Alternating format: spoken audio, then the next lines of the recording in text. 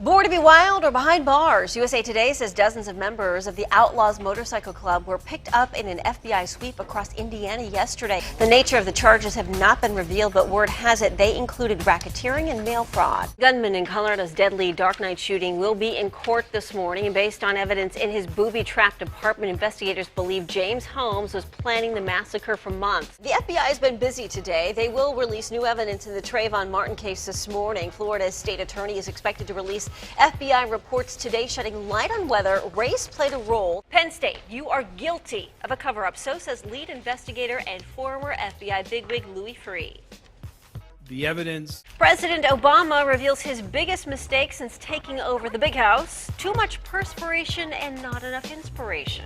The mistake of my first term. It's a scary situation we've been following in Columbus, Ohio this morning as a freight train derails and catches fire. People are being evacuated. We will have the very latest for you from Columbus, Ohio coming up.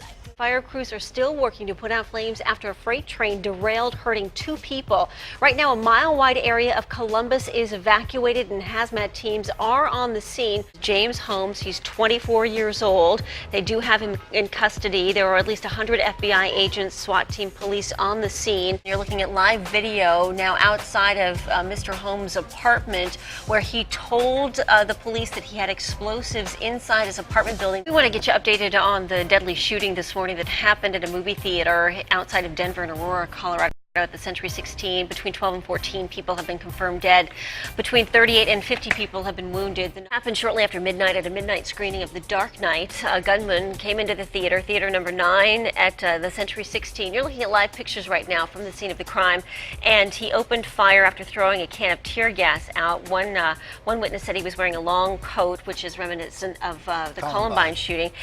Investigators believe 2 missing Iowa girls are still alive and are now calling their disappearance an abduction. Nearly 24 Tony Robbins self-help fans in California were burned while walking on hot coals. The Fire Walk is a signature event at Robbins' Unleash the Power Within seminars. The makers of a $99 gaming console called Ouya, they raised $3 million in 8 hours, a record breaker for any crowdfunding campaign on Kickstarter to date. The gaming console built on Android is billed as cheaper and hacker-friendly. There is no telling if today's testimony in the case against Casey Anthony will be anywhere near as dramatic. Moderator of Meet the Press, David Gregory, joins me now live from Washington, D.C. Good morning, David.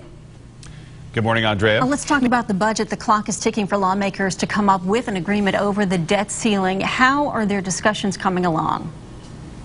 Well, it's going to go down to the wire, it appears. Are Republicans still looking for more choices?